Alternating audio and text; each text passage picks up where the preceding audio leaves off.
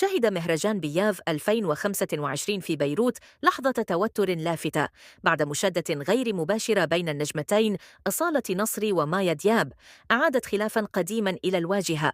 الشرارة بدأت خلال مؤتمر أصالة في مهرجان جرش حين سئلت عن رأيها في ألبوم مايا، لترد بسخرية قائلة: مين؟ من سوء حظ ما سمعت؟ تصريحها أثار الجدل، خاصة مع نبرة التهكم التي ظهرت على وجهها. مايا دياب ردت بعد تكريمها في بيروت قائلة: هي إنسانة بلا قوة ويا ريت شي زبت، وإذا بدكن فسروا لها بالعربي لأنها ما راح تفهم. كلام مايا اعتبر هجوميا وسخرت فيه من فهم أصالة للإنجليزية، ثم أنهت حديثها قائلة: ما عندي وقت لمؤتمرات مش فنية أحكي فيها عن أصالة، شكرا.